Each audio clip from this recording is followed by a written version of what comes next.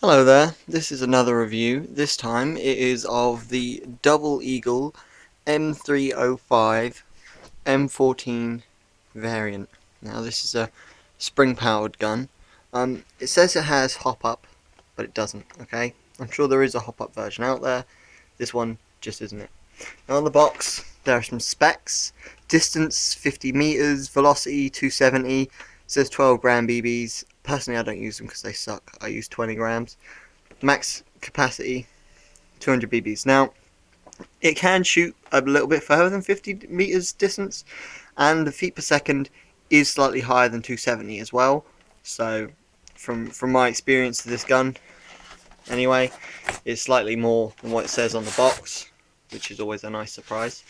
Here's the instruction manual. That's just a brief layout of how the gun works and how it's used and all the features and stuff, but I'm going to take you through that anyway, so we don't need that.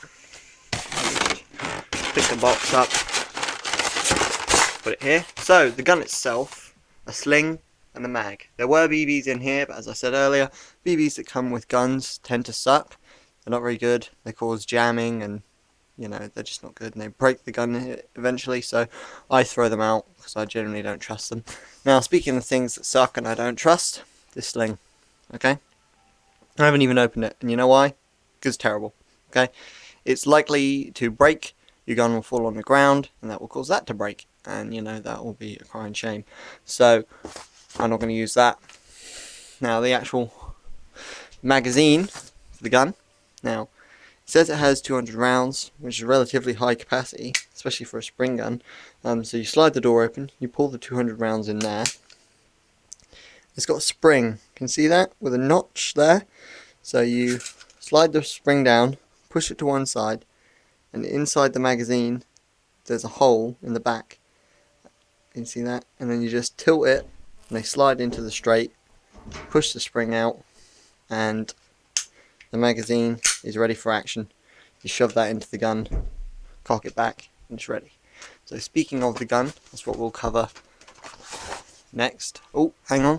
There's the unblocking rod and cleaning rod in here. Now it's got a little hole through it. You push some cloth through there, twist it round, and shove that down the gun to clean the insides, all the internals. Make sure everything keeps working the way it should do. Now the actual gun itself, this is made of like a hard ABS plastic. It is solid, and I'm not kidding. It is solid. This thing is it's relatively heavy, but it's not all that heavy. I mean, I can throw it around in one hand. So yeah, but it is a solid unit. So insertion for the mag just goes right here. Here's the mag release. You pull that down, slide it out. But yeah, that is how the mag goes in and out. The safety, now that's safe. That's fire. Safe, fire. Okay, right. Here's the cocking mechanism. Now, on this gun in particular, this is an important thing to talk about because it is particularly stubborn to pull back. So, pull it back like that. Don't let it slam back in though. Don't let it slam back down here. Just guide it down with your hand, because over time of it slamming back, it will spill the end for your gun. So, just treat it carefully and it will last longer. I think that's sort of what it is for most things, really. It's got rails either side and underneath and on top and on bottom. This could be a tripod rail, mount a tripod to there. Torches, lasers on this side, well, or on either side really. On top here you could get a red dot sight, you could get a scope. It's got a lot of customizable options on this gun. There's a lot of things you could do with it. The sights that are already on the gun, if you can just see that, are pretty decent. So, right out of the box, it's going to be pretty accurate. The only thing that I don't like about this gun is these sling mounts on the bottom. They're solid in place. They're made of plastic. They'll definitely stay on, but they don't move around a lot, and I don't know, they just seem shoddy. I'm not happy with that part, but everything else about the gun is fine. So yeah. Generally, it says use 12 gram, but I use 20, just because, they fly straighter for longer.